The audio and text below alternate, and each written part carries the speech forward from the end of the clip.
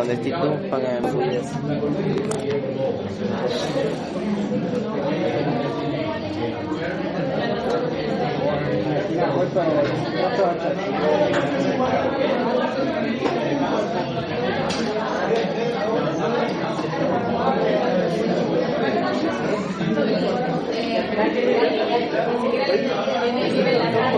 ¿No, Talina? Gracias.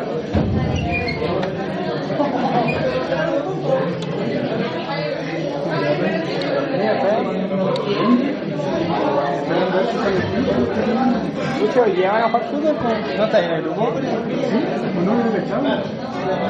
No, pero si no huevo, te pasa que es cumpleaños de hermano. Ah, chucha, no,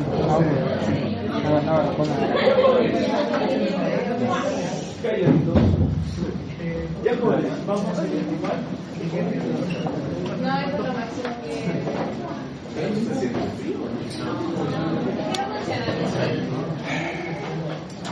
Ya, vamos a confirmar entonces, no sé si tienen alguna pregunta.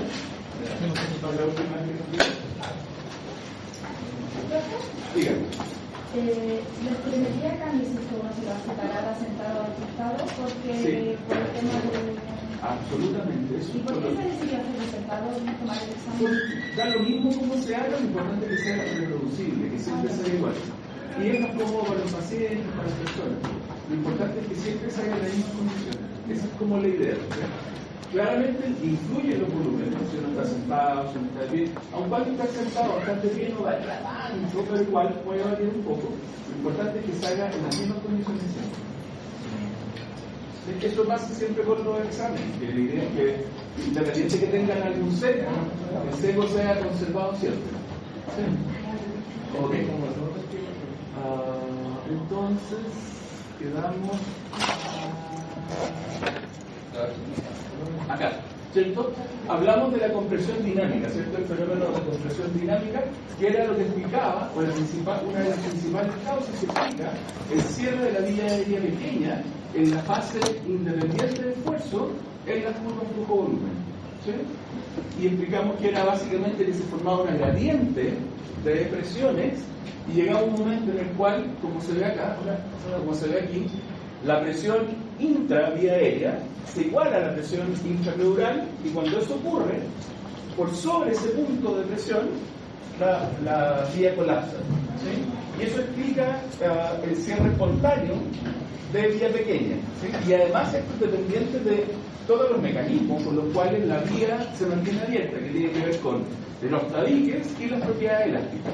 ¿Sí? O la contraria, podemos verlo de una u otra manera. ¿Sí? Como vimos en la introducción. ¿Sí? Y acá quedamos, ¿cierto? Acá estamos viendo un registro real de una curva flujo-volumen y de una curva volumen-tiempo. Acuérdense que el espilómetro hace las dos curvas. ¿Sí? Acuérdense que el espilómetro básicamente lo que hace, como ustedes conocen la sección transversal de la boquilla, mide la velocidad y con la sección transversal calcula el volumen. ¿Sí? Y por lo tanto, aquí en este registro estamos viendo entonces en rojo la curva flujo-volumen y en azul la curva volumen-tiempo. ¿Sí? Y básicamente, solo como para recordar un poco, la curva azul muestra el volumen corriente, cómo varía el volumen corriente. ¿Sí? Acá estamos viendo la respiración tranquila. Y lo que está pasando en este punto es que se está alcanzando una inspiración máxima. En azul, ¿cierto? En la curva flujo-volumen. Es decir, al final del volumen corriente, cuando alcanzamos la capacidad funcional residual, se le pide al paciente que haga una inspiración máxima. ¿Sí? Y eso es lo que se explica hasta ese punto y luego empieza a caer. Y bueno, esa caída en realidad es cuando uno ya le dice ahora bote. ¿Se acuerdan que en el video cuando inspiraba contenía y cuando le daba la instrucción empezaba a botar para registrar bien el tiempo? Básicamente desde ese punto empieza a exhalar y esa es la expiración forzada. ¿Sí? Ahora, bueno, ahí está, ¿cierto? Ahí está el final. Y acá en rojo estamos viendo la curva flujo-volumen, ¿cierto? Que no tiene nada que ver con la de volumen-tiempo, ¿cierto? Son cosas distintas. Y como se ve aquí, esta curva es redonda, así se ve en el registro, una curva redonda, y es porque uno comienza en este volumen. Acuérdense que este volumen, ¿cuál sería? Si uno comienza acá, La capacidad funcional residual, ¿cierto? Y uno inspira, hace una inspiración tranquila y alcanza volumen corriente, ¿sí? Y luego lo exhala. Y esa curva se ve redonda, ¿sí? Se ve simétrica porque básicamente aquí no hay esfuerzo y la expiración es pasiva. Por lo tanto, se ve prácticamente simétrica. Inspiración, expiración, ¿sí? Por lo tanto, este es el volumen de la capacidad funcional residual y ese es el volumen corriente, ¿sí? Acá lo que estamos viendo es que se le pide que inspire. ¿Cuándo se le pide que inspire? Partimos de este momento, ¿cierto? En el que está inspirando, exhalando, una respiración normal, tranquila, y al final de la expiración, que es este punto, se le pide que haga una inspiración máxima. Y esa inspiración máxima, como se ve acá, tiene esa forma. Ojo que todavía no es la curva cóncava que vimos en la clase anterior, porque no está partiendo del volumen residual, está partiendo de la capacidad funcional residual, ¿sí? Si estuviese partiendo del volumen residual, como es al final, ahí se ve cóncavo y simétrico. Pero básicamente, como parte al final de una expiración tranquila y se le pide que haga una inspiración máxima, se parte de la capacidad funcional residual y deberíamos alcanzar en ese punto, ¿qué volumen? Y ese es la capacidad pulmonar total, ¿sí? Esa es la inspiración. Y luego se le pide que expire de manera forzada. Está mal escrito eso, ¿sí? Y ahí se ve como hay un flujo rápido. Ya dijimos que esa es la fase dependiente de esfuerzo, que tiene que ver con todos los compromisos musculares en una expiración forzada. Y aproximadamente en esta zona ya empezamos a ver el flujo independiente de esfuerzo, ¿sí? Entonces acá estamos viendo que llegamos a un pico de flujo y luego el flujo comienza a disminuir. Siempre hay flujo, lo que pasa es que varía el flujo en el tiempo, ¿sí? No es que el flujo sea cero acá. Acá lo que pasa es que llega a un máximo y comienza a disminuir, ¿sí? Y ahora, como es una expiración forzada, al exhalar todo el aire, ese flujo termina, ¿dónde? ¿En qué volumen? En volumen residual, ¿sí? En el volumen residual. Y eso es lo que vemos aquí. Y ahora de nuevo, ya que estamos en el volumen residual, le pedimos de nuevo que haga una inspiración máxima desde el volumen residual. Y ahora sí, ¿cómo se llama todo eso? Todo ese volumen, desde el volumen residual hasta la capacidad pulmonar total. Capacidad vital. Y como es forzada, ¿cierto? O sea, básicamente se inspira una capacidad vital y se expira aquí estamos viendo la expiración de la capacidad vital forzada. Por lo tanto, el volumen que se moviliza en ese flujo es la capacidad vital forzada. ¿Sí? ¿Alguna duda, jóvenes? ¿No? Súper. No sé si ya, porque ya creo que ya vieron cosas de espirometría. Ya vieron curvas de este tipo, ¿no? Los cursos de la clase clínica. Ya, pero las van a ver, van a tener que analizar registros de esto. ¿Sí? Ok, y acá estamos viendo un resultado real, ¿cierto? Donde el paciente está en negro, en la curva negra, y la referencia es azul. ¿Por qué referencia? Porque es para poder establecer si estas curvas son normales, se comparan con un patrón de referencia. Y ese patrón de referencia es poblacional. Es igual que los parámetros de normalidad. Yo no sé si en el curso hablaron de parámetros normales. En semiología, por ejemplo, hablaron de parámetros normales. Cuando uno dice que la glicemia en ayuno es 90, ¿por qué uno dice eso? ¿Por qué está diciendo de eso? ¿Por qué la glicemia en ayuno es 90? Porque para un hombre de 70 kilos, ¿Cómo? Para un hombre como de 70 kilos, de 70 está totalizado, eso es. ¿Ya? ¿Y si es 85? ¿O si es 105? Ya, no fue un extremo, pero ya, si es 90, supongamos que es 90, y si fuera 87, ¿eso es normal? No, ¿por qué? No es normal, ¿por qué? Está dentro de los rangos. ¿Está dentro del rango de qué? De la normalidad. ¿Y de dónde sale ese rango? ¿Ese rango qué será? Lo vimos el año pasado. Ese es el intervalo de confianza. El intervalo de confianza. ¿Sí? Acuérdense que lo que se hace es estimar el parámetro poblacional, lo mismo que dijo el año pasado en la estadística, para generar parámetros clínicos es lo mismo. Lo que se hace es inferir cuál es la distribución de la variable glicemia en ayunas. ¿Sí? Obviamente va a haber un rango de valores y, ojo, un rango de normalidad, es decir, en personas sanas, entre comillas, que no tengan, hay que definir los criterios de inclusión y de exclusión, ¿cierto? Pero básicamente que no tenga alguna alteración en la homeostasis de la glucosa, porque eso altera los valores normales de glucosa, ¿sí? Por lo tanto, cada vez que ustedes ven un valor normal, lo que están viendo es un intervalo de confianza, y el valor que uno suele asumir como lo normal es el promedio del intervalo, y de acuerdo a la variabilidad de la variable en la población, que es definida o representada por el intervalo de confianza, uno dice, mira, el valor normal puede estar entre todo el ancho del intervalo de confianza. ¿Sí? ¿Sí? ¿Por qué? ¿Por qué intervalo de confianza? ¿Por qué tenemos que generar un intervalo de confianza? Porque estamos usando una muestra. Todavía no podemos generar parámetros censales. Todavía usamos muestras para determinar intervalos de referencia normal, así como intervalos patológicos también. ¿Les suena, jóvenes, esto? ¿Esto lo vieron en algún curso?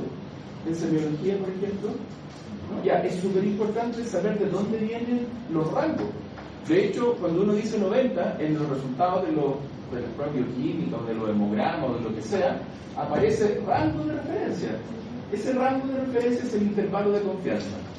¿Sí? Por lo tanto, cualquier valor que esté dentro de ese intervalo de confianza todavía se considera que está dentro de la normalidad. Ojo, que acuérdense que también que un examen es un apoyo al diagnóstico, por sí solo no hace diagnóstico, ¿sí? Porque puede darse que hayan personas que tengan, sobre todo cuando se solapan los valores, puede ocurrir que para ciertas condiciones, ¿cierto?, se ve que, por ejemplo, el intervalo de normalidad, ¿cierto?, está aquí, y el patológico está acá, muy cerca. Ojalá no esté tan cerca, ¿sí? Si uno mira y uno asume normalidad en la distribución, es como algo así. Debería ser así, o nos gustaría que fuera así. Donde esta curva es la distribución de los sanos y esta es la curva de la distribución de los enfermos, ¿sí? Pero aquí, fíjense, tenemos una región en que se solapa el mínimo del valor normal con el máximo del intervalo de confianza del patológico. Y eso puede ocurrir, ¿sí? Ahora, ¿cómo se mejora la precisión del resultado? Esto lo vimos el año pasado también. ¿Aumentando? Muy bien, aumentando el N, ¿cierto? Por lo general, si uno aumenta el N, va a encontrar dos curvas claras, donde uno dice esta es la población normal y esta es la de patológica. ¿Sí? Por lo tanto, esa es la forma en la cual nosotros sabemos si algo es normal, comparándolo respecto a parámetros poblacionales. Esa es la forma, ¿sí? Se supone, creo que esto lo habíamos hablado en algún momento, lo ideal es que uno tenga su propio intervalo de normalidad, ¿cierto? ¿Y eso cómo se hace? Uno haciendo ese examen en el tiempo y teniendo sus propios valores de referencia, ¿sí? ¿Sí? Si yo me hago un chequeo una vez al año, cada 6 meses, ahí yo ya tengo mi valor normal, cuando estaba sano. Y si después hay una sospecha de alguna enfermedad y si ese valor se aleja mucho de mi propio valor normal, eso apoya mucho el diagnóstico. ¿Sí? Ya. Entonces, acá pasa lo mismo, para saber si un parámetro o si un parámetro estilométrico. ¿Quién me da un comporcito, por favor, un parámetro? Tengo ahí. Gracias. Para saber si esto es normal, hay que compararlo con parámetros poblacionales, ¿sí? Ahora, estos parámetros poblacionales, para poder establecer las curvas normales, se hacen igual, tomando muestras grandes de personas sanas y midiéndole el parámetro y haciendo el análisis estadístico, es decir, la media y el intervalo de confianza. ¿Sí? ¿Jóvenes? Ya. Y por lo tanto, en la espirometría es lo mismo. ¿Sí? También hay que definir una población, porque como digo en las primeras diapositivas, los parámetros espirométricos varían con el sexo, con la edad, varían con básicamente con eso. pero también con la etnia. Ojo, varía con la etnia, ¿sí? Por lo tanto, la recomendación es que las poblaciones tengan su propio valor de referencia, que cada población, que cada país haga sus valores de referencia. Hasta hace 15, 20 años atrás nosotros usábamos valores internacionales, no teníamos valores de referencia, pero en el 2014 se generó las ecuaciones de Gutiérrez, aquí está el paper, que propone los valores de normalidad para todos los parámetros de las curvas pirométricas, tanto volumen-tiempo como flujo-volumen, ¿sí? Así que esto es lo que se está ocupando ahora. Las guías chilenas, las guías clínicas que ocupan en general en la atención primaria, se basan en este parámetro para establecer normalidad de parámetros pirométricos, ¿sí? Ahora, ojo que, si bien es cierto, la recomendación es que cada país haga sus propios valores de referencia, hay iniciativas globales que promueven encontrar, ojalá, valores universales, ¿sí? Y lo que se ha visto es que nuestros valores de referencia andan bien con los valores mundiales, no se alejan mucho de los valores mundiales, ¿sí? ¿Se entiende la idea? ¿Sí? Entonces, afortunadamente para esto ya tenemos normalizada la distribución de los datos para nuestra población. Les comento esto porque puede ser que después encuentren variables en las cuales no tenemos valores locales, y es un desafío de investigación que es relativamente simple, no es nada del otro mundo. Es tiempo, sí, y plata, porque hay que buscar personas y hacerle las mediciones, ¿sí? Okay, entonces, acá estamos viendo la curva, ¿cierto? Volumen-tiempo y flujo-volumen de un paciente. El negro es el paciente y en gris, parece que no, es al revés. El paciente es en azul y el negro está... Sí, espérense un poquito. No, está bien, porque miren, es el 109% de la referencia. Este es de un colega, entre paréntesis, de la Chile, un registro real. Y él era atleta, ¿sí? Y tiene valores mejores que los poblacionales.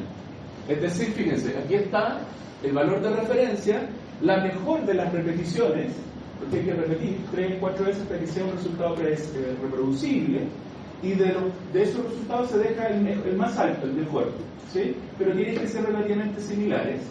Y aquí vemos que acá está el de referencia, aquí está el mejor, y aquí está el porcentaje respecto a la referencia, ¿sí? Por ejemplo, este colega tenía un 109%, o sea, un 9% más, ¿cierto? ¿Sí? ¿Sí?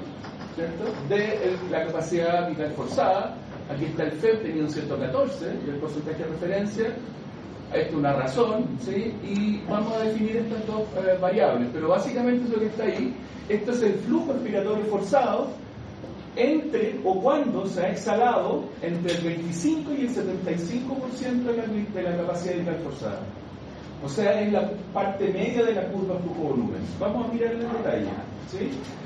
Ese parámetro, que es el flujo respiratorio forzado entre 25 y 75%, no se suele usar mucho. Se puede usar, pero siempre teniendo presente primero el FEP1 puro y la relación FEP1 capacidad vital forzada, ¿sí? ¿Por qué? Porque se le cuestiona la reproducibilidad del valor. Tiene varios cuestionamientos a que sea reproducible, y algo que es poco reproducible es poco confiable, ¿sí? Por lo tanto, se ocupa, sí, pero siempre teniendo en cuenta el FEP1 y la relación FEP1 capacidad vital forzada, ¿sí? Y este PEF es el flujo respiratorio pico o máximo, ¿sí? Que en este caso corresponde al máximo flujo que uno encuentra en la curva, ¿sí? Entonces, básicamente aquí estamos viendo la curva volumen-tiempo normal y comparado con la referencia poblacional, y aquí estamos viendo lo mismo, flujo-volumen, pero comparado con en una respiración tranquila, comparada con la referencia, y ya la curva propiamente tal comparada con una referencia, ¿sí? Estos son los típicos registros, y nunca muestran la curva inspiratoria, no la incluyen, no sé por qué, no aporta, ¿sí? No aporta mucho. ¿Por qué no aporta?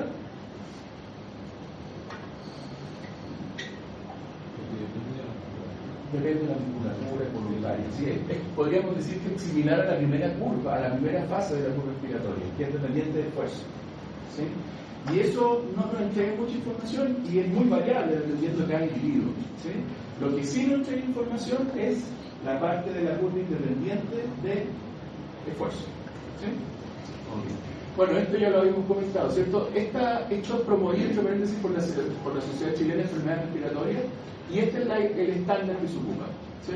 Ahí está el paper, es un paper muy fácil de leer, está publicado en la revista Médica Chile en español, así que no sería malo que lo lean para que vean cómo se construyó el valor normal, ¿sí? Cómo reclutaron pacientes, cómo hicieron las mediciones, cómo hicieron los análisis estadísticos. Se van a dar cuenta que es casi lo mismo que hablamos el año pasado en México, ¿sí? Ok, y esto entonces, aquí ahora tenemos que analizar algunas partes características de la curva flujo-volumen, donde acá tenemos la fase de inspiración, que ya dijimos que era simétrica y cóncava. En cambio esta era asimétrica, ¿cierto? Teníamos una zona donde este punto es el punto máximo, y ese es el flujo expiratorio peak, el máximo, ese punto. Y luego se identifican 3 puntos específicos. El flujo expiratorio forzado, cuando se ha exhalado el 25% de la capacidad vital forzada. Acuérdense que de aquí a acá, el volumen que movilizamos fue la capacidad vital forzada, y esa es la que estamos exhalando. Por lo tanto, en ese punto se exhaló el 25% del volumen, ahí está el volumen, en ese punto el 50% del volumen, y en ese punto el 75%. ¿Sí? Eso es importante, como les digo, porque se ocupa como parámetro el VEP1, el flujo expiratorio forzado, en ese rango entre el 25 y el 75%, y el PIC. El PIC es súper importante, como vamos a ver después, ¿sí? El flujo expiratorio pico, ¿sí? Y por otro lado, acá esto no lo podemos evaluar de manera sencilla, porque esto hay que hacer una integración de la curva, hay que hacer un análisis matemático. Podemos también, en esto como se ve aquí, ver, por ejemplo, el FEP1 está en ese punto. ¿Qué significa el FEP1 en ese punto? ¿A qué es igual ese punto? En un segundo, como 4 litros. En el primer segundo, todo 4 litros. Exacto, muy bien, muy bien. Acuérdense que el FEP1 es el volumen exhalado en una expiración forzada en el primer segundo y corresponde en la curva flujo-volumen a ese punto. Insisto, no es evidente que hacer una integración de la curva, hay que calcular la integral de la curva flujo-volumen, cosa que nadie hace porque los equipos la entregan automáticamente. ¿Para qué se haría o qué representa esa integral? En ese integral representa el área bajo la curva hasta ese punto. Hasta eso. Todo eso. No, pero esa área en sí mismo que dice. La integral de eso representa el área bajo la curva y corresponde, en ese caso, ahí se calcula o coincide en esa curva, que es el volumen exhalado en un minuto. No es flujo, es volumen exhalado en un minuto. Insisto, no se puede mirar así, esta es la curva y lo puedo al ojímetro estimar. No, hay que hacer el cálculo. ¿Sí? Pero nadie hace el cálculo, vuelvo a repetir, eso el equipo lo entrega. ¿Sí? Entonces, entrega el FEP1, también entrega el FEP3. ¿Qué será el FEP3? Exacto, ¿cierto? El volumen en una expiración forzada a los 3 segundos. No al primero, a los 3 segundos, que está acá. Obviamente es más volumen que el 1 y también en algunos casos se expresa en un medio, o sea, en medio segundo, que es menos volumen. Ese tramo de volumen es el volumen que se exhaló en medio segundo, ese en un segundo y ese en 3 segundos. ¿Sí? Ahora, el parámetro que está estandarizado, como ya hemos repetido varias veces, es el VEP1. ¿Sí? Porque además es muy fácil de calcular de la curva volumen-tiempo. Sale de inmediato. ¿Sí? De hecho, lo vimos en otros cursos, lo vimos en el segundo y lo vimos y acá está bien. Tiempo, el primer segundo.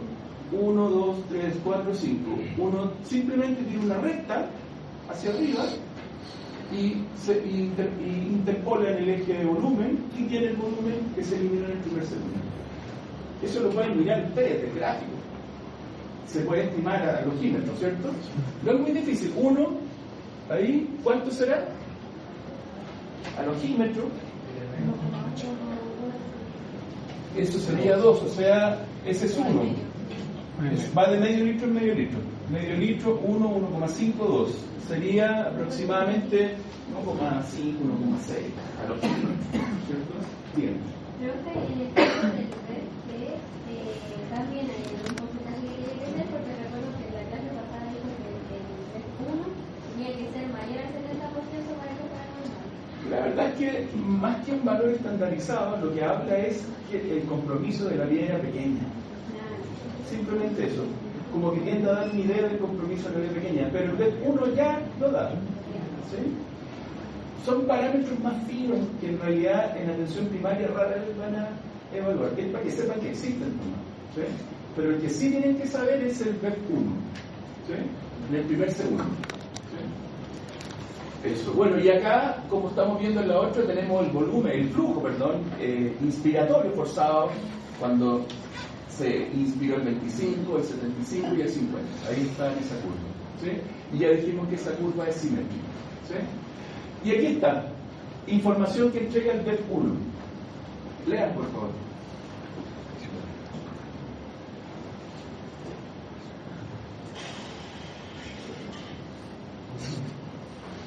Eso.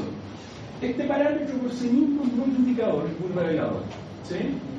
El BEP 1. Ahora, ojo, que el BEP 1 por sí solo es incompleto. Hay que interpretar el BEP 1 y la razón BEP 1 capacidad vital forzada. ¿Sí? Se interpretan los dos. Pero este es muy útil para prevenir o para poder evaluar exacerbaciones del asma. ¿Qué es lo que es una exacerbación? Un aumento de los síntomas. ¿Cierto? Un aumento súbito, agudo, una manifestación aguda, súbita de los síntomas de una enfermedad, ¿cierto? Que en el caso del asma, si ya tuvieron clase de asma, suele pasar. ¿Sí? ¿Tuvieron clase de asma? Ya, mañana van a ver esto. ¿Sí? Igual nosotros vamos a hablar algunas cositas de asma, muy poquito. ¿Sí? Entonces acá está, fíjense. Habíamos hablado de que el BEP 1 es importante, pero siempre para normalizarlo se interpreta en relación a la capacidad vital forzada. ¿Sí? Y se considera que mayor a 70 es leve, moderado entre 60 y 69, moderado severo entre 50 y 59, severo entre 35 y 49 y muy grave menor a 35. ¿Muy grave qué? La patología obstructiva. La patología obstructiva. ¿Sí? ¿Qué significa que sea muy chiquitito este valor? ¿Qué significa que sea muy chico este valor? ¿Más chico que 0,8? Pero cuesta mucho sacar el aire. ¿Le cuesta mucho botar todo el aire? Miren, lo primero siempre, porque tiene razón, pero lo primero siempre es pensar, ¿la capacidad vital forzada variará? La capacidad vital forzada debería ser reproducible en un individuo, sano o enfermo, más o menos, ¿cierto? Obviamente si se cansa hay que darle tiempo para que se recupere y repetirlo. Pero ese parámetro es relativamente constante si se realiza con buenas indicaciones, con buenas instrucciones. ¿Sí? Por lo tanto, lo que tendría que ser, lo que puede disminuir es este parámetro.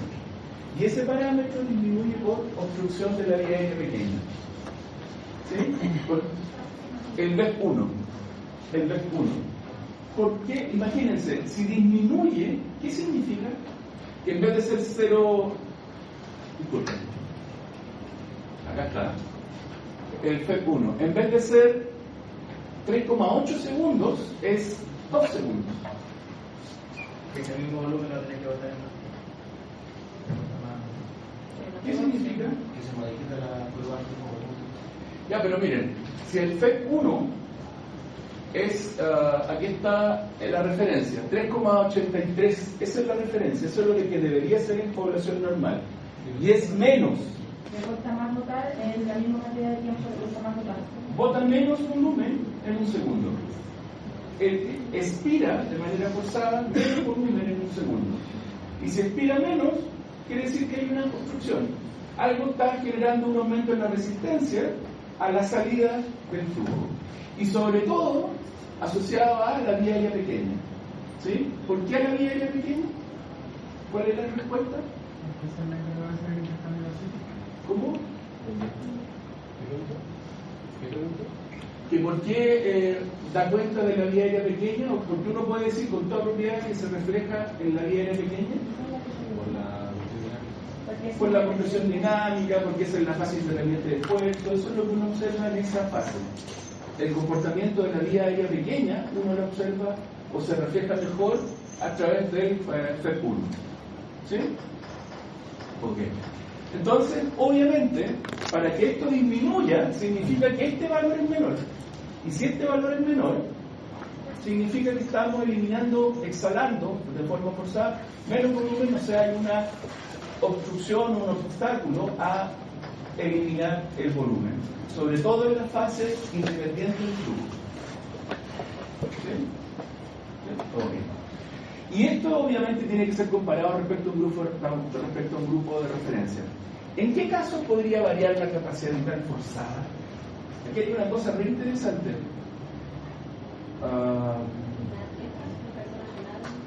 ¿Qué pasaría si tenemos una persona que tiene una obstrucción, pero además tiene sifoscoliosis? ¿Qué pasaría en una persona que tiene sifoscoliosis? Y ya lo hablamos en la clase anterior, cuando hablamos del trabajo respiratorio. Si una persona tiene sifoscoliosis, por ejemplo, ¿qué no va a poder hacer? Expandir bien, y por lo tanto, en ese cuadro, todos los volúmenes son más pequeños. Y podríamos tener que disminuya la capacidad vital forzada. Y si disminuye, fíjense, y también además tiene una obstrucción, ¿cómo va a ser esta razón? ¿O cómo podría ser? Podría ser normal. Pero el paciente está obstruido. ¿Sí? Por eso es que se interpretan en conjunto, se interpreta el valor solo y la razón. ¿Sí? Si fuese un cuadro obstructivo puro, solo puro, este valor no debería modificarse mucho. Es más, como vamos a ver en la clase siguiente, podría incluso aumentar la capacidad de la cosa. Podría ser más alto. ¿Sí? Y por lo tanto, por lo mismo hay que analizar este valor solo y los dos valores en conjunto. ¿Sí? Y como les comento, esto está relativo a un grupo de referencia. ¿Por qué? Porque hay que considerar la edad también. No es lo mismo una persona de 30 años que una persona de 50 o de 70. ¿Sí? O sea, hay que compararlo, corregirlo por edad. Sigue. Profe, ¿y estos valores normalizados a la población incluyen a diferentes poblaciones? Por ejemplo, lo que dice una persona con sifoscoliosis. Porque como tal, por ejemplo, ya sí se puede que esté normal, pero va a tener esa dificultad respiratoria. Bueno, ahí no cambia, solamente sigue aplicando como a personas sanas. Sí, así es. Ahora, igual que en general, todos los parámetros que generan enfermedades restrictivas son relativamente simples de pesquisar. Por ejemplo, una sifoscoliosis que comprometa los volúmenes, que genere un patrón restrictivo, clínicamente observable, es evidente. ¿Sí? O incluso en el examen físico más simple, si tiene algún patrón en la motilidad, un patrón neurológico alterado, van a ver el patrón de respiración. Incluso en la fuerza de la expansión del tórax, eso es relativamente simple de ver, aunque la persona no sepa que lo tiene. ¿Sí? Ok. Bueno, y a propósito de lo que estábamos hablando recién, acá tenemos un parámetro basal de un individuo, de una persona, estos son datos normales, y este es el valor de referencia. El valor de referencia es el punto central del intervalo de confianza, el punto central, el punto medio. Pero habitualmente hay que tener siempre presente el límite inferior de normalidad. El superior, en patología obstructiva no, porque rara vez uno va a encontrar parámetros más altos que lo normal. Habitualmente uno encuentra disminuidos los parámetros espirométricos. ¿Sí? Por lo tanto hay que tener en cuenta también el límite inferior de normalidad. ¿Por qué? Porque si uno se queda solo con el valor de referencia y el porcentaje de variación respecto al volumen de referencia, sin considerar el límite normal inferior del intervalo de normalidad, podría darse que el individuo todavía está dentro del parámetro normal inferior. Y sea así, podría estar sano. ¿Sí? O no tan grave. ¿Sí? Porque en realidad estas cosas no son todo o nada, no es que está sano o está enfermo, son progresiones en el tiempo. ¿Sí?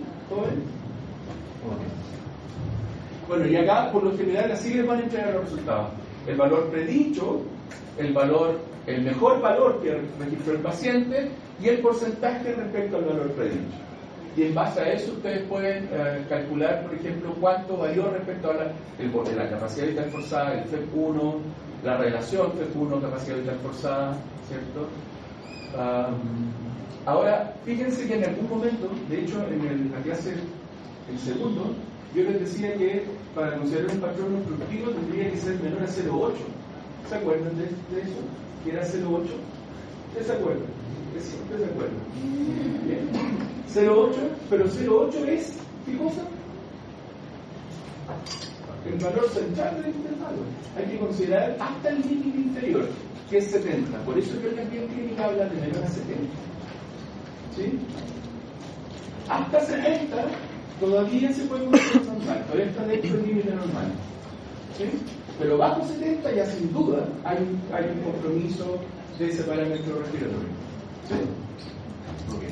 Acá estamos viendo el otro parámetro, ¿cierto? El flujo respiratorio forzado, que ya dijimos, ¿cierto? Evalúa el centro de la curva. Acá no estamos viendo el flujo volumen, sino que estamos viendo volumen-tiempo.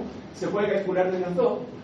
Y acá estamos viendo que lo que considera es el flujo entre 25 y 75, en la variación entre 25 y 75 del volumen expirado forzado. ¿Sí? Esta definición, como les digo, examina el 50% medio de la curva, refleja el grado de permeabilidad y la condición de la vía aérea respiratoria mediana y pequeña. Es un indicador temprano de disfunción obstructiva, y ahí está el valor normal, pero la reproducibilidad por sí misma ha sido objetada. ¿Qué significa eso? ¿Que la reproducibilidad sea objetada? ¿Qué dirían de eso? ¿Que algún parámetro tiene una reproducibilidad objetada? No es confiable, ¿sí? La variabilidad, la reproducibilidad es objetada, por lo tanto, podría ser el valor cercano al verdadero como no serlo, ¿sí? Y en ese caso ese valor por sí mismo no es confiable. En algunos casos, insisto, se ocupa, pero teniendo a la vista todos los otros parámetros, ¿sí? Como algo adicional. Pero tomar una decisión a partir de solo esto, no tiene sentido, ¿sí? Por lo que les comento, ¿cierto? Que la reproducibilidad ha sido objetada a nivel internacional. Se han hecho muchos esfuerzos para poder hacer reproducible este procedimiento, pero no se logra. Es poco reproducible, ¿sí? Y aquí está el flujo expiratorio máximo, el FEF, ¿cierto?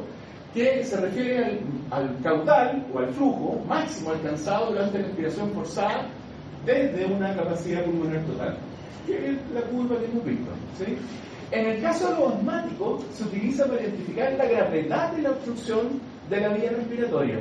Y de hecho hay aparatos caseros, portátiles, que el paciente sopla y le entrega solo eso, el FEF. Y eso al asmático le permite mismo predecir exacerbaciones de su asma. Y por lo tanto, ¿qué tendría que hacer el asmático? ¿Qué tendrá que hacer? Inhalar corticoides activos, ¿cierto? O sea, hacer una profilaxis porque ya sabe que este es un predictor de exacerbaciones, ¿sí? Por sí solo, ¿sí? Este flujo depende del esfuerzo, todavía está en la parte de la curva dependiente del esfuerzo, y ahí está el valor normal, ¿sí? Eso lo van a ver en clínica, los valores normales, pero también varía con la edad y el grado de obstrucción, ¿sí? Y lo más importante tal vez es que por sí solo es capaz de predecir exacerbaciones asmáticas. Es muy útil en ese caso. Se ocupa de manera normal en pacientes asmáticos que tienen equipos portátiles que solo miden el flujo, que solo entregan el flujo expiratorio máximo, nada más. Pero con eso ya ellos pueden en su casa comenzar a tomar los corticoides o aumentar la dosis de corticoides, ¿sí? Corticoides inhalados, ¿sí? Okay. Eso. Y bueno, básicamente esto se resume en esto. Cuando miramos curvas, obviamente aquí estamos viendo una curva sola. Para poder saber si esto es normal o no, hay que tener la curva normal, hay que tener el gráfico de la curva normal. Pero por lo general, cada vez que existe un patrón obstructivo, la curva debe tener este perfil. ¿Qué podrían decir de ese perfil? De ese perfil del obstructivo respecto a las curvas que hemos visto normales recién. Muy importante. Que es la fase independiente del esfuerzo, que trae más rato. Tiene una región cóncava, ¿cierto? La fase independiente del esfuerzo es mucho más cóncava que la curva normal.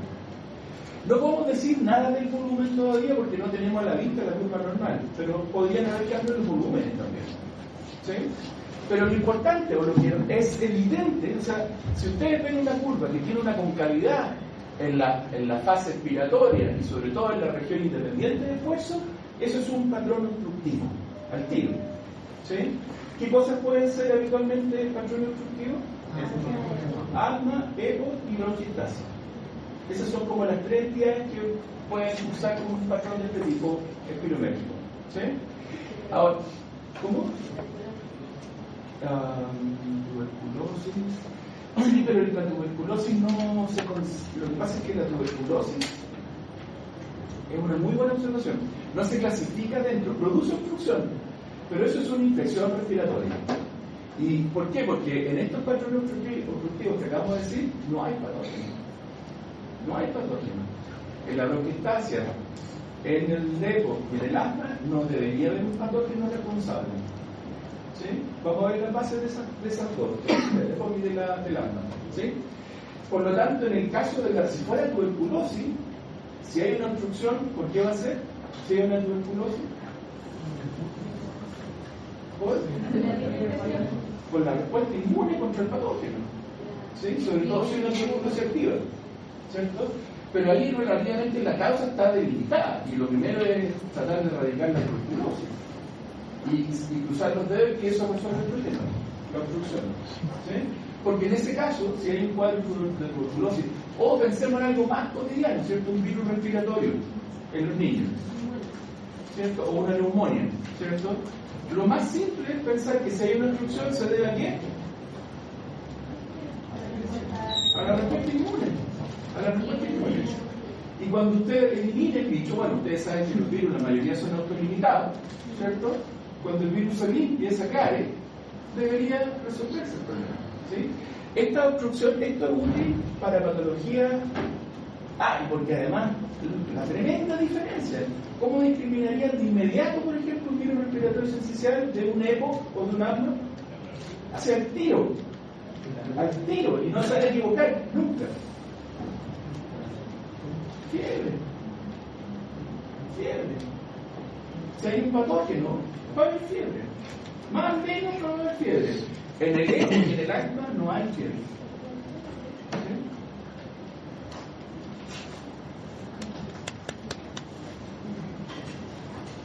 Por lo tanto, claro, o sea, esto es parte del diagnóstico diferencial.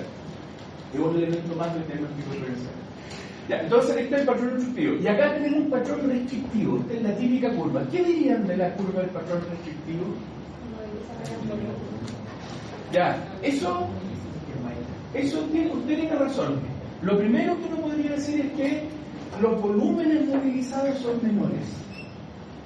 ¿Sí? Vamos a ver después que en general, depende obviamente del grado de restricción, en general las curvas de los patrones restrictivos son iguales a las curvas normales, tienen la misma forma pero más chiquitita.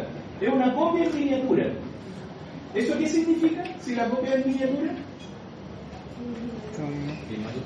exacto, que no hay obstrucción y que lo que está limitado son los volúmenes que se pueden movilizar, solo eso. ¿Sí? De hecho, aquí hay un conjunto de curvas. Esto como que resume los patrones de las curvas poco volumen. Fíjense que la curva verde es la curva normal. La verde es la normal. ¿Sí? Puse los volúmenes, lo marqué a propósito, ¿cierto? Para delimitar los volúmenes que estamos mirando, el rango de volúmenes normales. ¿Sí?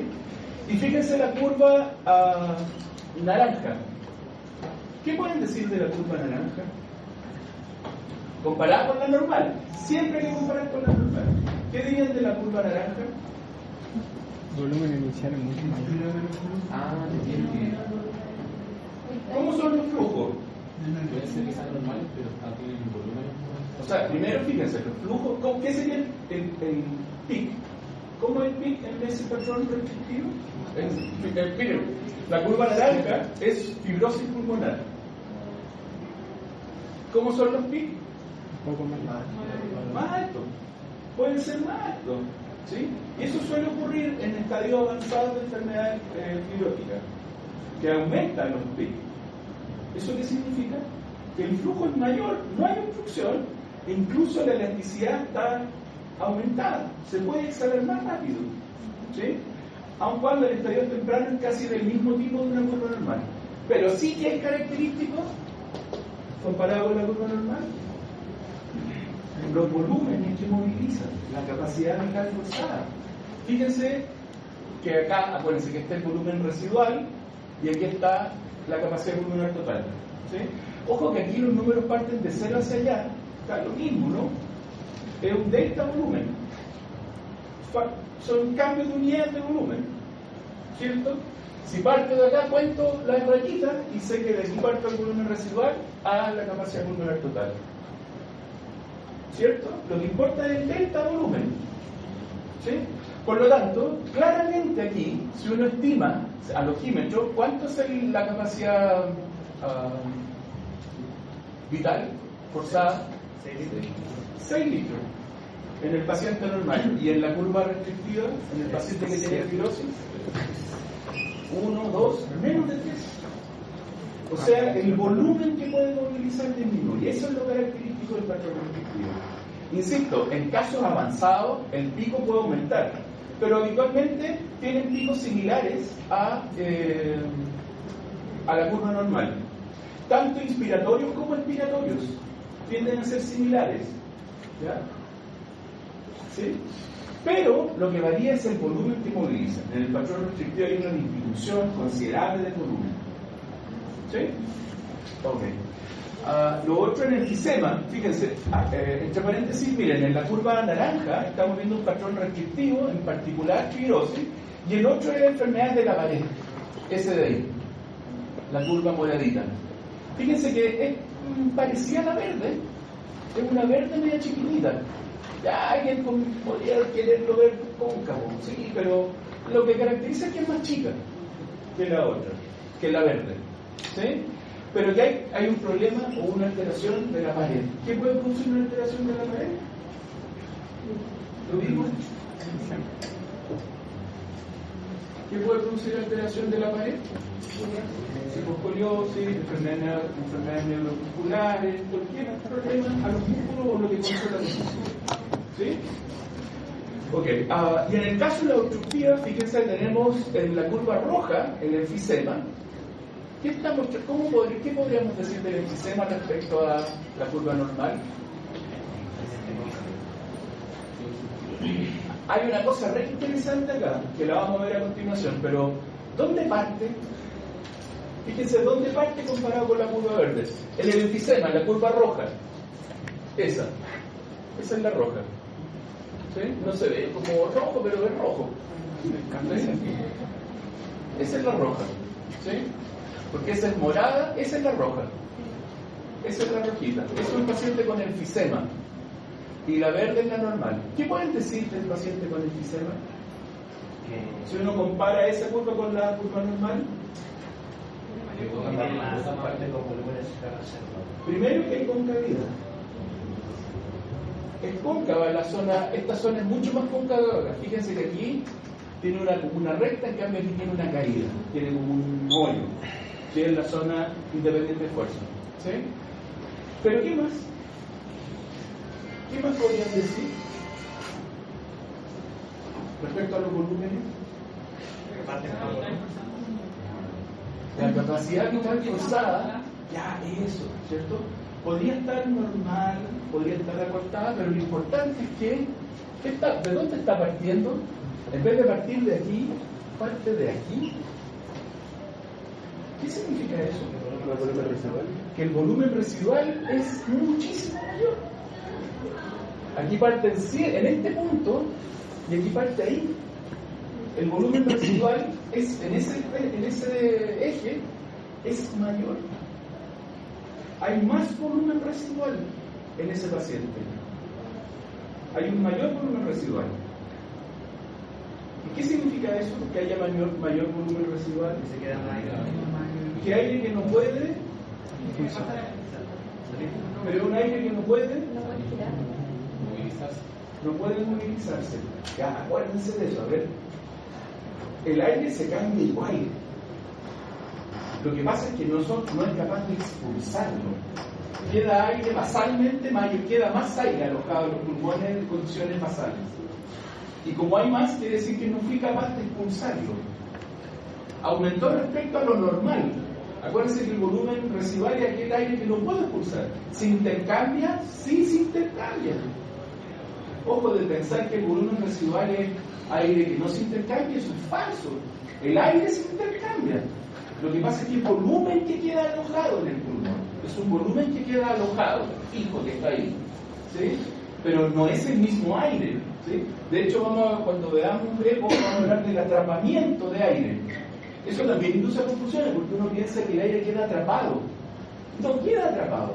Lo que pasa es que no se moviliza un volumen mayor de aire, pero el aire se intercambia. Para que el aire no se intercambiara, ¿qué tendría que pasar?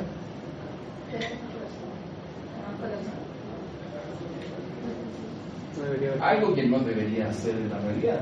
Que no hay flujo sanguíneo. Que no haya flujo sanguíneo. ¿Cómo? Que no haya flujo sanguíneo para el intercambio. No, estamos hablando de intercambio de gases. Estamos hablando de movilizar flujo. No podemos Literalmente que explicar. estuviese en otra cámara, en otro compartimento, en otro volumen distinto. Es la única posibilidad. Fíjense en eso, y vuelvo a repetir, es un error conceptual frecuente pensar que el volumen residual es aire fijo que queda ahí, que no se cambia. Sí se cambia, sí se moviliza. Lo que pasa es que el volumen que los pulmones alojan es mayor, aire que no puedo movilizar, un volumen de aire que no puedo movilizar, que no es lo mismo que no lo puedo intercambiar. ¿Se entiende la idea? Para movilizarlo significa que yo lo pudiera eliminar, pudiera expulsarlo.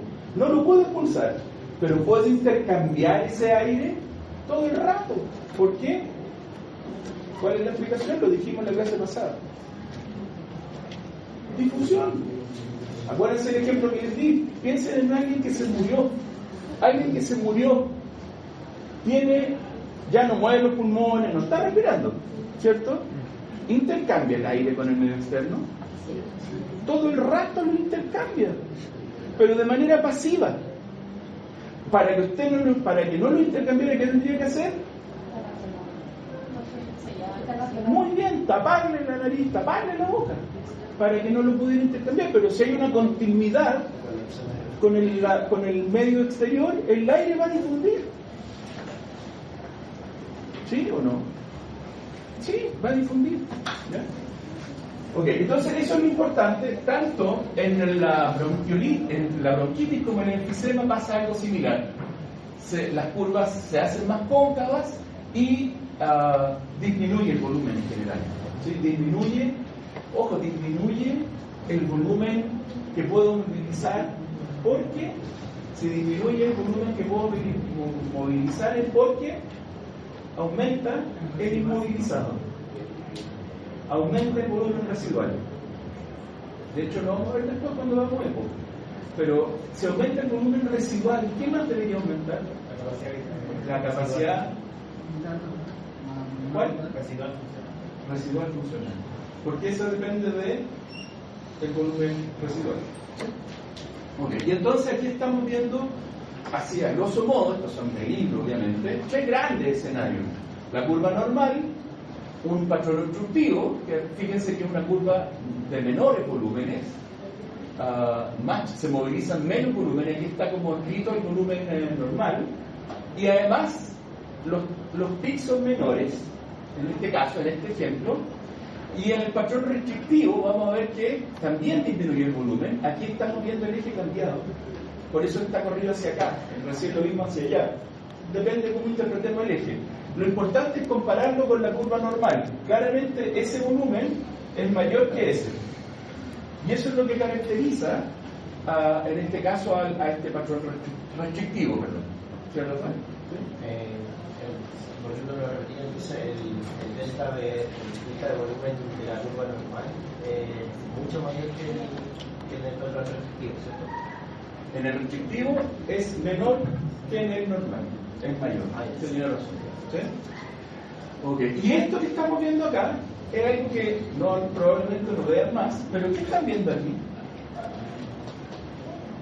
¿Cómo describirían esta curva? En absoluto. ¿Qué es lo que está alterado en esa curva? El flujo. El flujo. ¿Qué es flujo? Muy bien, el flujo. Estamos viendo una curva de flujo-volumen. Pero ¿qué es lo que desaparece en esta curva? Los pics. Muy bien, desaparecen los pics, se achaca la curva y más o menos por los dos lados se achica respecto a la normal. ¿Sí? Eso es lo que está representando una obstrucción fija de la vía aérea superior. Y por lo tanto, el flujo se ve disminuido tanto de entrada como de salida, porque es una obstrucción fija de la vía aérea superior. ¿Qué puede producir una obstrucción fija de la vía aérea superior? Miren, ahí uno puede, uno piensa en que se atora con un trozo de carne, eso va a provocar literalmente esto, obviamente incluso más plano todavía, ¿cierto? Ahí no necesitan hacer una cinemetría porque es evidente que está ahogándose el paciente, una persona, ¿cierto? ¿Cierto? Pero ¿qué podría provocar? Tumores, tumores, bocio. El bocio. ¿Por qué el bocio? Porque comprime la vía aérea superior, ¿sí? Y por lo tanto disminuye los flujos picos, ¿sí? Por lo tanto aquí estamos viendo una obstrucción fija de la vía aérea y por lo tanto se ve tanto el pico de entrada y de salida disminuido, ¿sí? Obviamente igual vemos flujo porque es una obstrucción parcial, no es total, ¿sí? Si fuese total, una bolita, por ejemplo, que los niños se tragan bolitas, por ejemplo, eso genera una obstrucción casi completa, ¿sí? Profe, ¿y en la traqueotomía cómo? ¿En la qué, perdón? En las traqueotomías, ¿cómo podría afectar lo que pasa es que si la traqueotomía resultó, porque la traqueotomía son los tramos ya finales, prácticamente no altera nada. No, porque acuérdense que los parámetros que varían son los que son independientes de fuerza, y eso refleja la vía aérea pequeña. Por lo tanto, ahí no debería tener una alteración. ¿Sí? Okay. Después lean esto, ahí está explicando todo esto. ¿Sí? Explica la signa. Entonces, en términos generales, aquí estamos viendo un patrón obstructivo severo. Aquí hay un colapso, una concavidad extrema, y esto es un patrón, es un COP severo, como dice aquí, un EPOC severo. ¿Sí? Y en términos generales, entonces, el patrón obstructivo va a generar la concavidad respecto a la curva normal, el patrón restrictivo va a provocar una disminución, va a hacer que la curva por volumen sea más pequeña, pero la curva sea más o menos parecida a la normal, y también hay patrones mixtos, ¿sí? Lo que hablábamos recién, un paciente con cifoescoliosis y hábito tabáquico. ¿Sí? Y ahí vamos a observar patrones que son mixtos, ¿sí? Va a haber un compromiso de tanto patrón obstructivo como restrictivo, ¿sí? Okay. Y para solo unos pequeños detalles, junto con la prueba de pirometría se ocupa la prueba con broncodilatadores. ¿Y en qué consiste? En que hay que hacer una prueba antes y después del uso de un broncodilatador para evaluar el grado de reversibilidad de la obstrucción de la vía. El broncodilatador, ¿qué broncodilatador usaría? Salbutamol, ¿cierto? ¿Por qué lo dijimos en la clase anterior, no? ¿O lo vieron? Ya, salbutamol. ¿Cómo? Salbutamol, ¿cierto? Con salbutamol, porque está más estandarizado con salbutamol. ¿Sí? En ese caso, entonces, lo que se busca es evaluar la reversibilidad de la obstrucción. Y se considera que la prueba es positiva, es decir, responde al broncodilatador, al salbutamol en este caso, si se logra un aumento superior al 12% en la capacidad vital forzada o un aumento de 200 ml del VEF o un 12% del VEF sobre la línea base del mismo individuo, y también se puede ocupar eso, pero en realidad ya dijimos que se objeta, es objetado por la reproducibilidad.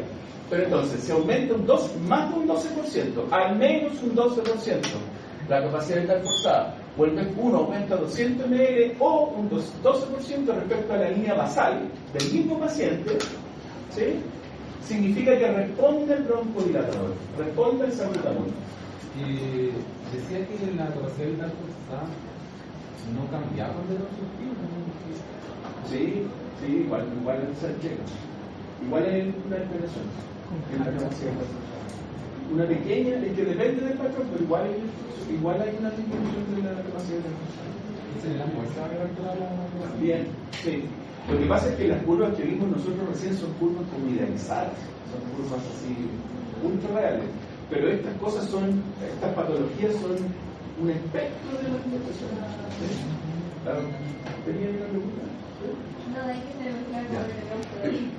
¿Por qué es importante esto que ven ustedes? ¿Lo del broncodilatador?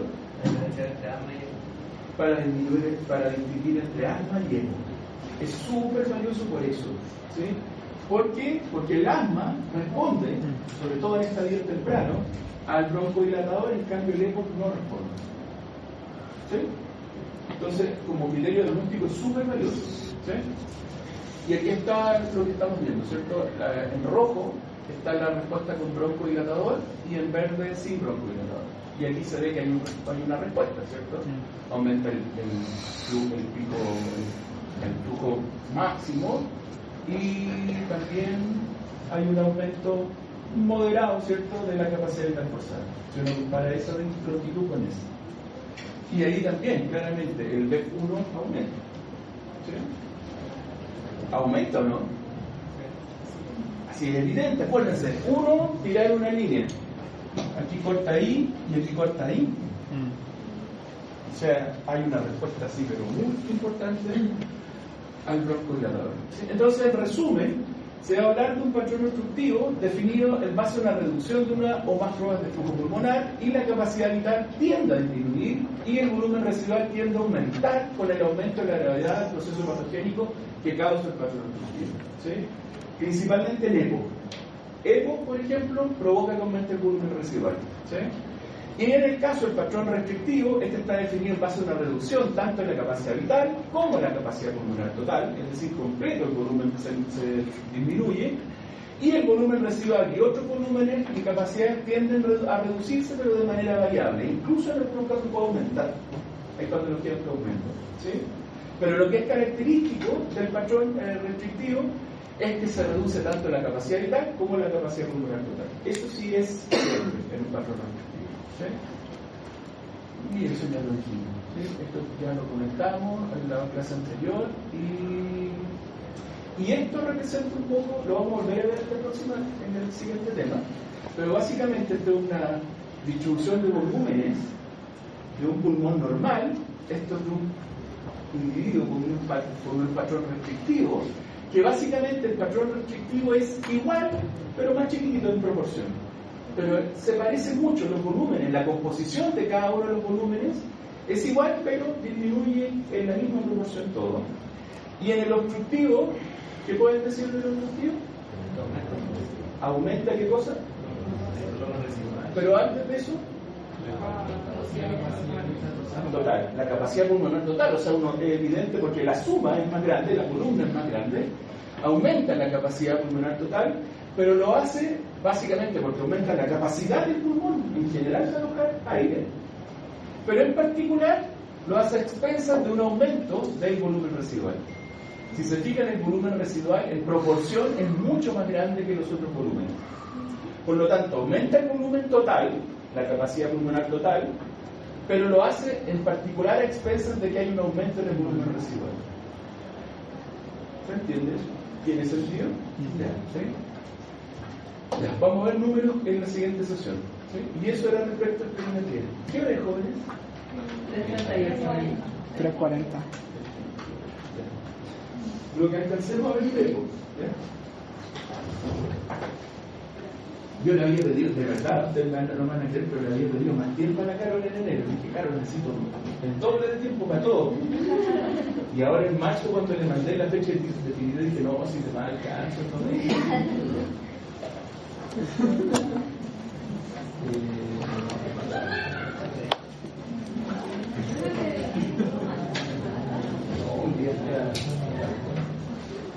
hoy día está sentado por el cuarto. Ya. Vamos a hablar entonces del EPO. EPO es súper interesante y es algo súper heterogéneo.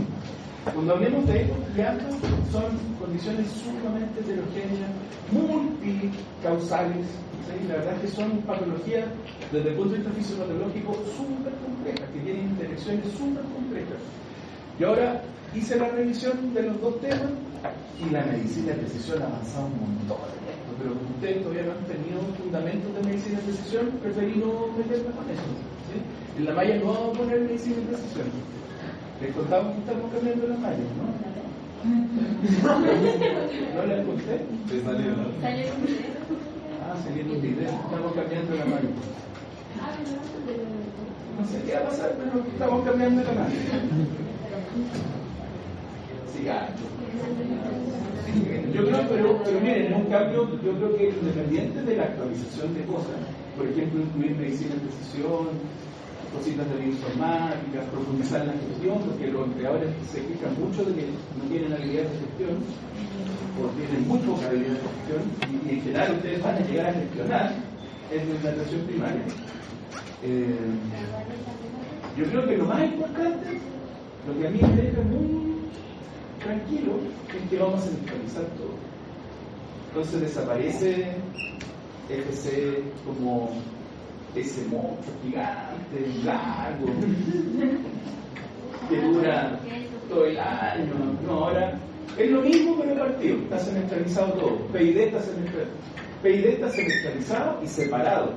Ahora tenemos inmuno, vamos a tener fármacos, vamos a tener micro. Yo no sé si es tan bueno, pero miren, es que, ojo, que en otras mallas que se centralizan ponen ramos de integración. Y acá no quieren poner un ramo de integración. Yo pondría un ramo de integración, pero no quieren. Porque es verdad que se integran, o usted no se da cuenta, o a lo mejor sí, pero se integra en PID, en FC, todas esas cosas se integran. Ahora va a quedar al resorte de ustedes se integran en otro. ¿Qué vamos a hacer con los integrados? Desaparecen. Ya no va a haber, van a ser semestrales, va a ser los ramos semestrales. ¿Cómo van a rotar por los campos clínicos? No sé. Y allá en Valparaíso menos, pero ya se instaló bien que se semestraliza. O sea, un semestre para semio, un semestre para EMA. Un semestre van a tener en paralelo semio y otros ramos más clínicos. ¿Cómo lo van a hacer con las personas por ¿Cómo? ejemplo, por el tema del cambio de malla con lo que se atrasa en un año? Ah, ya, sí. Miren, lo que se hizo hace 20... No, ¿sabes lo que hicimos hace 20 y tantos años atrás? Correr las dos mallas paralelas. Eso sí, pero ahora no vamos a hacer eso. Vamos a homologar.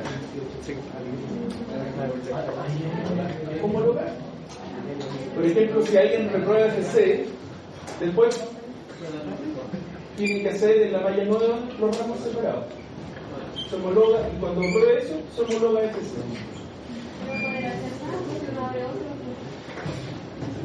El mismo principio. Sí, es que no nos va a dar para hacer las dos mallas paralelas.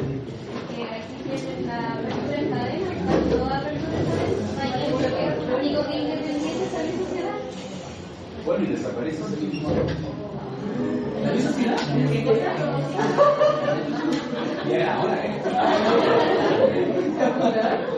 desaparece las dos. Pero esa era la cosa que yo debería quedar en salud pública. No, miren, esto realmente es tremendo. Es que ese perfil de la universidad. Es serio. Miren, ¿saben qué? Hay una cosa, miren, hay muchas cosas de respecto. Y tal vez la más importante es que la implementación de la malla nueva, la malla que partió en 2005, que para mí es la malla nueva porque es la malla que armamos cuando yo llegué, que ya no es nueva, aquí se implementó medianamente bien, pero allá no se implementó bien. Entonces ya quieren desechar, quieren cambiar todo. Entonces ahí estamos viendo cómo lo hacemos. De hecho, ojo que igual el foco se cambia en medicina familiar, como que se traslada toda la medicina familiar. Hay medicina familiar en tercero y en quinto, y el internado de medicina familiar. Y ahora en vez de salud social hay salud pública 1, salud pública 2. Tenemos que ver cómo va a quedar la cosa. Estamos en eso. Jóvenes, miren, a propósito, jóvenes, escuchen una cosa. Y esto no es de agitador, ustedes me conocen. Ustedes me conocen. Pero yo no sé si todavía ustedes están en el centro estudiantil. Ya, lo que pasa, jóvenes, es que el año pasado entró en vigencia los nuevos estatutos de la universidad y los nuevos estatutos son triestamentales, tanto para el Consejo Superior, el Consejo Directivo, el Consejo Facultad y el Consejo de Escuela. Y en los procesos de innovación curricular, la indicación de rectoría es que deben participar los estudiantes. Pero ojo, pero además tienen que formar parte del Consejo de Escuela. Profe, lo que pasa es que nosotros participamos en distintas instancias del Consejo de Escuela, no se nos comentó nada más del tema de la malla. Con derecho a voto. Con derecho a voto. Pero en el tema del cambio de malla, nosotros fuimos bastante insistentes, creo yo, en decir, cuando primero anunciaron que iban a hacer el cambio de malla, dijimos, queremos participar, cuál instancia vamos a tener, queremos participar, qué instancia vamos a tener, y primero era la única instancia que hubo, que creo que es la única, o la que al menos promocionaron, que me acuerdo que era el año pasado en mayo, estábamos todos listos con el bus poco menos para irnos el viernes, porque era un día sábado, y ese mismo día nos dijeron que no pueden participar estudiantes. Entonces... Ya, pero miren, no se preocupen porque igual es que es muy loco esto. Porque, miren, a ver, espérense. Solo para aclarar, porque esto es un tema importante y ojalá participen. Miren, este tema partió el año pasado. En realidad partió el año anterior, cuando estaba todavía la doctora Soto, pero con los trágicos eventos que ocurrieron, se suspendió todo, pero se instaló esto de que había que cambiar la malla. ¿Ya? Y el año pasado empezaron y nadie sabía. A mí me invitaron en diciembre a la comisión. En diciembre. Y cuando yo llegué ya estaba todo listo. Yo lo digo porque es que es muy loco, porque hay gente que se está incorporando ahora allá y dice lo mismo. ¿Y esto? ¿De dónde salió esto? ¿Por qué? Primero, ¿por qué? Ya, pero ya está bueno de investigación, pero solo digo que involúcrense, no le pueden decir que no, pero tienen que tener una voz en esto. Nosotros estuvimos en un consejo de escuela donde como que resumieron cómo había sido el primer encuentro que hizo Renzo y también pasaba esto que es típico, que eran, no sé, 40 profes de Casa Central y de San Felipe eran 7. No éramos 10. Pero ojo, es que es loco. En esos consejos, o sea, en esos cálculos, no se habló del cambio de malla. No se habló del cambio de malla. Nosotros pensábamos que ahí se iba a hablar del cambio de malla y se habló de cómo hacemos la docencia y cómo tenemos que relacionarnos con los estudiantes y la innovación. En ninguno de los dos, porque hubo dos consejos, los cálculos el año pasado, se habló del tema del cambio de malla. Así que, pero ¿saben qué? Miren, afortunadamente la gente que se incorporó ahora está pidiendo que se haga para el 28 porque quieren hacer. Y los estudiantes de Casa Central tampoco participan.